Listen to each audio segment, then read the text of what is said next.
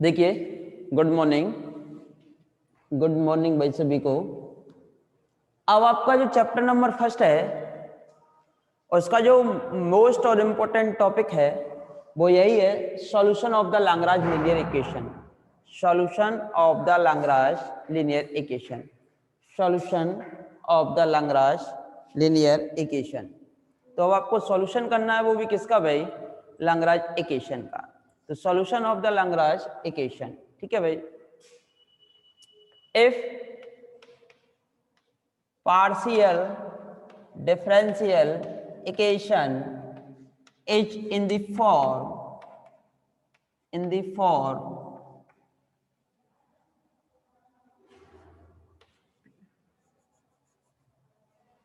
is in the form pp plus qq equals to r, where pqr is a function of xyz, where pqr is a function of xyz, where pqr are function of x, y, z. Therefore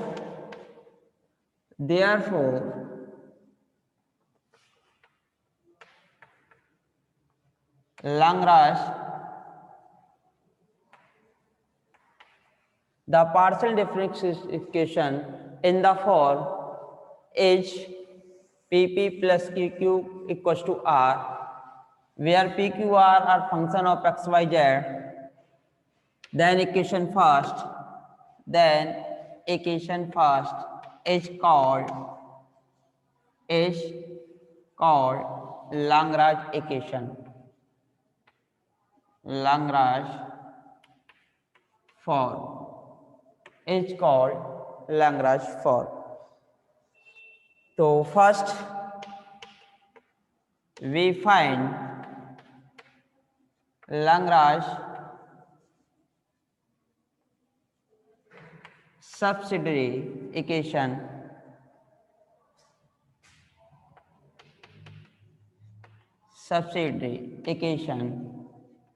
of fz.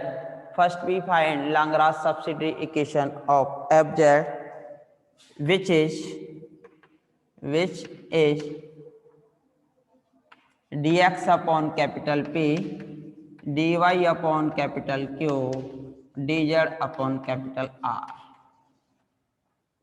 जिसे solve करना आप जानते हो chapter number 5 differential equation. First, this form is called Lagrange form and this form is called Lagrange subsidiary equation. Lagrange subsidiary equation या Lagrange auxiliary equation. Lagrange auxiliary equation. Capital P, capital Q, capital R, dx upon capital P, dy upon capital Q, dz upon capital R. अब इसके आपको दो solution find करने होते हैं। Let u x y z equals to c1 be the first solution and uxyz या bxyz equals to c2 be the second solution of equation number 2. We find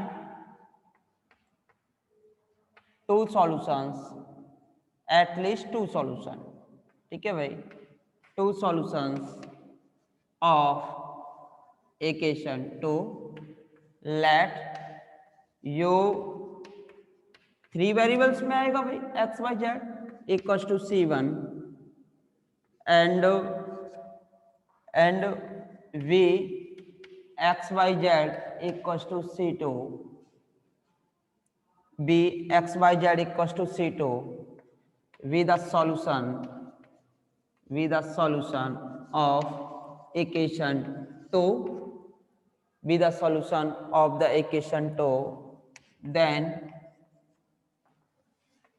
phi ub with the general solution of first. General solution of the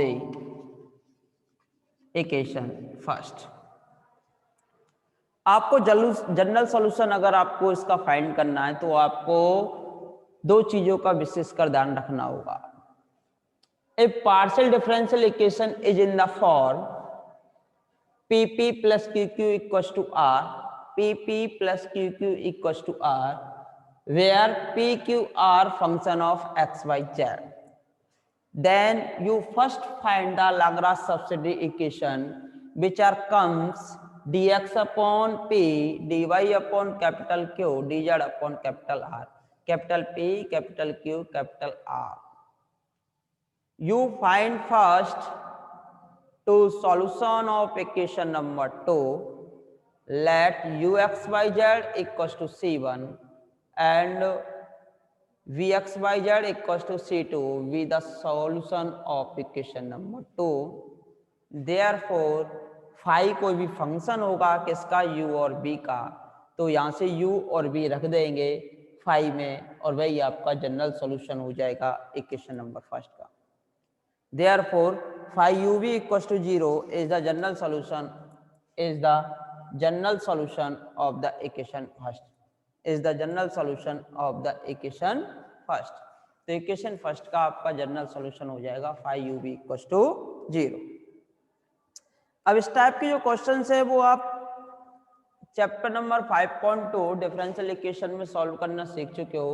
जैसे कि आप जानते हो तीन प्रकार से निकाल सकते हो, एक तो डिनोमिनेटर को 0 के इक्वल करके, एक दो दो के पेयर लेके सॉल्व कर सकते हो, एक आप सम या माइनस करके भी आप उसे सॉल्व कर सकते हो, एग्जैक्ट डिफरेंशियल इक्वेशन में कन्वर्ट करके भी उसे आप सॉल्व कर सकते हो।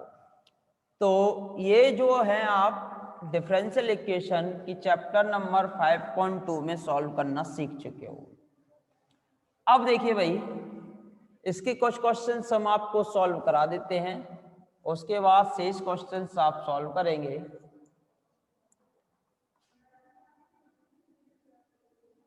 जैसे कि example number first are given, solve the following differential equation, solve the following partial differential equation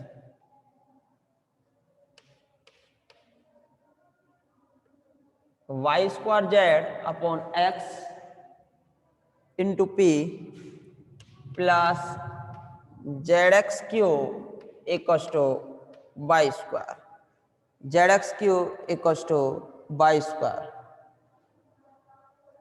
zx cube equals to y square।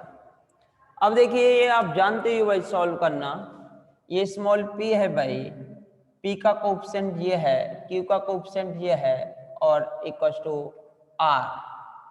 तो देखेंगे भाई सॉल्यूशन कर रहे हैं हम इसका, इसको इक्वेशन नंबर फर्स्ट कहेंगे। Given equation, given partial differential equation is in the form PP QQ equals to R. Here value of P y square z upon x, value of Q zx, value of R y square। Therefore Lagrange subsidiary equation of first is dx upon p, dy upon q, dz upon r। dx upon p, value of p y square z upon x, dy upon q, value of q zx, dz upon r y square। इसे solve करना आप जानते ही हो भाई, ये solve करना आपने सीखा था कहाँ पर, डिफरेंशियल इक्वेशन की बुक में एक्सरसाइज नंबर 5.2। ठीक है भाई, अगर दो दो के पेयर लेके सॉल्व हो जाए तो दो दो के पेयर लेके सॉल्व करते हैं। अगर न्यूमरेटर जीरो के इक्वल हो जाए तो न्यूमरेटर को जीरो के इक्वल लेके सॉल्व करते हैं। अगर आपकी डिफरेंशियल इक्वेशन एग्जैक्ट हो जाए तो एग्जैक्ट लेके आप उससे सॉल्व करते हो। अब देखिए, अगर फर्स्ट टू टर्म लेते हो आप तो देखिए जेड से तो Z cancel, Y X X Y X, तो एक्स और वाई में ही कन्वर्ट हो जाएगा।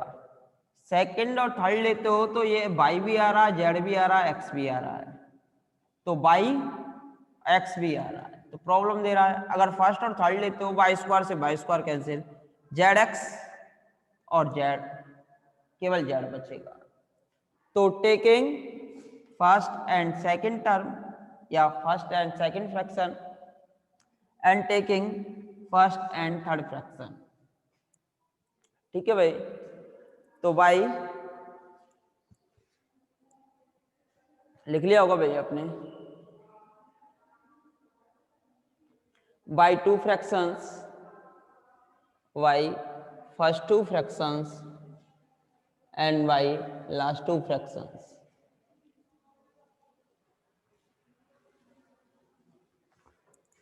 y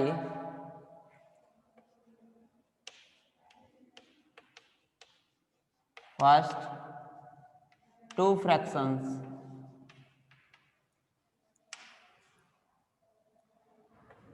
dx y square z upon x dy upon zx, z cancel by z, तो x के साथ में x चला जाएगा और x एक ये है तो ये हो जाएगा आपका x square d x, y square इसके साथ में चला जाएगा y square d y on integration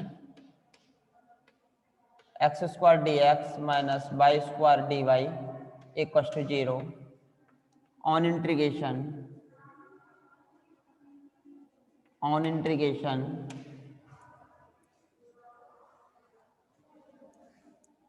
integrate कीजिए भाई, x cube upon 3 y cube upon 3 goes for constant c1, equation number third. And इधर कर रहे हैं भाई इसको सेकेंड पार्ट को, by first two fraction by taking first and last fraction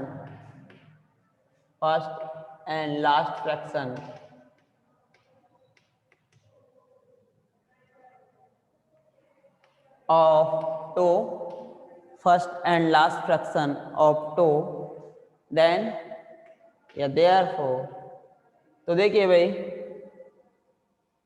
dx upon y square z upon x dz upon y square cancel by y square से आपका Y square cancel, Z के साथ में Z और x आपका ऊपर चला जाएगा, एक्स डी एक्स माइनस का z d z equal to 0 on integration x square upon 2 z square upon 2, क्योंकि इसमें एक्स वाई आ चुका है तो जेड भी आना चाहिए किसी एक टर्म में, तो Z square upon 2 goes for constant c2, equation number third. तो therefore by 3 and 4 general solution क्या लिखा जाता है, 5u इक्वल टू 0, u ये है v ये है, 5u इक्वल टू 0, यानी कि c1 c2 5c1 c2 equal to 0। दो प्रकार से सॉल्यूशन लिखा जाता है भाई, 5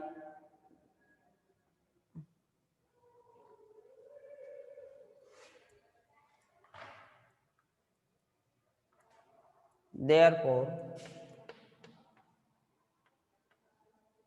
general solution of equation first is 5u equals to 0, that is यानी फाइव वैल्यू ऑफ यू कोई भी लिख सकते हो दोनों में से, जैसे x cube minus y cube लिख दिया, वी इसे लिख सकते हो x square minus z square equal to 0। अब देखिए नोट लिख लीजिए,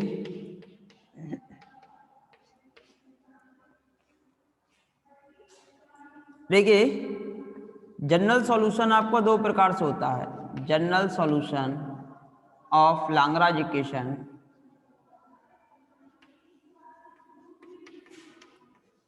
five u v equal to 0 या u इक्वल टू 5v।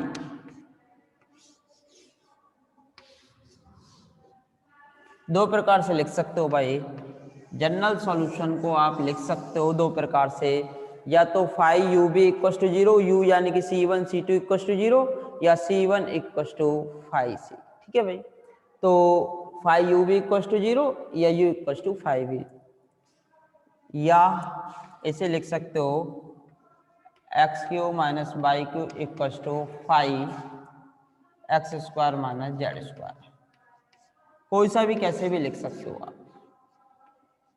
ठीक है भाई, 5u v इक्वल टू 0 या u इक्वल टू 5v या u इक्वल टू 5v, किसी को भी पहले लिख सकते हो और किसी को बाद में लिख सकते हो, इससे कोई इफेक्ट नहीं पड़ता भाई।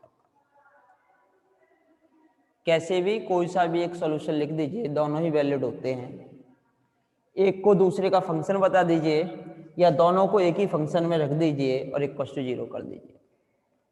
ठीक है भाई, आसान क्वेश्चन था।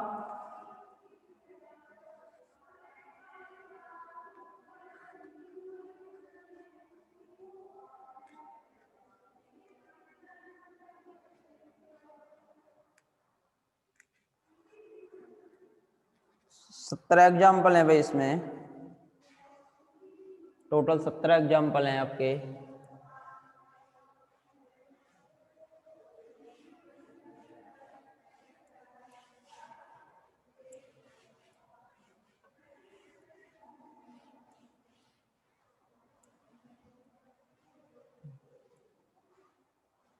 देखिए फर्स्ट सी एक्सरसाइज है आपकी,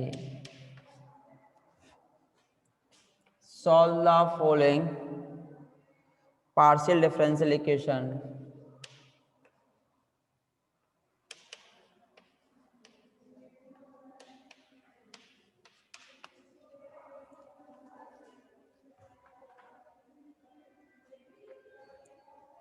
given differential equation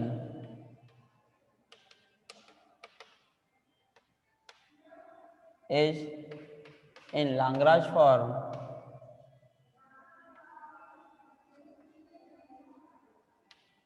so here value of capital P, coefficient of P hz, value of capital Q, coefficient of small q yz, and value of capital R, terms of equal xy, pp qq equals to r, pp plus qq equals to r, Lagrange form। ठीक है भाई, after this you find the value of p, you find the value of q, you find the value of r, therefore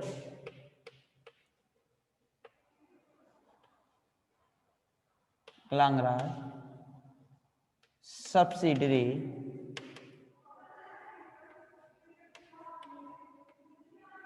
equation of first h dx upon p dy upon q dz upon r, this implies value of p xz yz xy। अगर आप first to term लोगे तो z से z cancel हो जाएगा, x और y में बचेगा। सेकंड और थर्ड लोगे तो y से y कैंसिल हो जाएगा, पर इसमें क्या बच जाएगा x, और इसमें क्या बच रहा है z। लेकिन फर्स्ट और थर्ड लोगे तो x से x कैंसिल हो जाएगा, z बच जाएगा, लेकिन इसमें भी क्या बच रहा है y। तो एक टर्म तो आपकी डेफिनेटली आ ही रही है भाई। तो फर्स्ट टू टर्म तो सॉल्व हो ही रही है भाई, टेकिंग फर्स्ट टू फ्रैक्शंस दो तो लीजिए पहले। Taking first two fractions dx upon X Z dy upon Y Z, Z cancel Y Z, तो dx upon X dy upon Y on integration dx upon X minus dy upon Y equal to 0 on integration, on integrate कीजिए, on integration log x minus log y equal to log c1, तो x upon Y equal to c1। Equation number third, x upon Y equal to c1, equation number third. Equation number third are comes now taking, अगर second and last term लोगे आप, second and last term लोगे तो x की value replace कर देंगे। Now taking second and last fraction, now y second and last fraction of 2, तो dy upon Y z dz upon x y, y cancel by y, what this term are also coming in the form of x by z, but your derivative are in the form derivative of y and derivative of z, but in this equation the variable x is also coming। तो आपको क्या करना है फिर, you remove the value of x, after this you will be integrate, after this you will be integrate value of x equals to c1y, y equation third, x equals to c1y, therefore dy upon z dz upon c1y, value यहाँ replace कीजिए भाई, c1y dy minus के z dz equal to 0 on integration, on integration c1 y square upon 2 z square upon 2 equal to 2 goes for c2, ठीक है भाई, c2 replace the value of c1, value of c1 equals to x upon y, x upon y, तो ये आएगा x upon y, y cancel y, तो x upon y replace करोगे, x upon y cancel y, तो ये बचेगा x y minus z square equal to c2। Equation number 4, third and fourth gives the general solution of equation 4, equation first, equation third and fourth, equation third and fourth gives the general solution of equation first, which is phi uv equals to 0, value of u x upon y, value of b x y minus z square equals to 0, या u equals to function of b, जैसा आप चाहो वैसा आप लिख सकते हो, ठीक है भाई, जैसा आप चाहो वैसा आप लिख सकते हो, ठीक है भाई। आगे बढ़े, अगर आप चाहो तो आगे बढ़े, ठीक है भाई, आसान क्वेश्चन है। काफी आसान क्वेश्चन है भाई, बिल्कुल।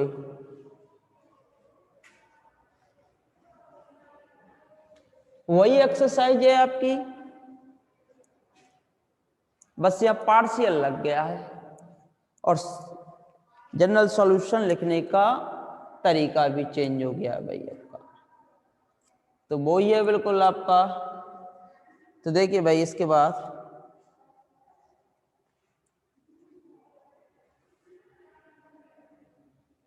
जैसे क्वेश्चन नंबर सेकंड दिया हुआ है भाई आपका, P10x plus Q10y equal to 10z। Equation number first. This equation are in the form of PP plus QQ equals to R. इस क्वेश्चन को आप सॉल्व करेंगे, लेकिन सॉल्व करने से पहले आप क्लास भी रिजॉइन करेंगे। तो क्लास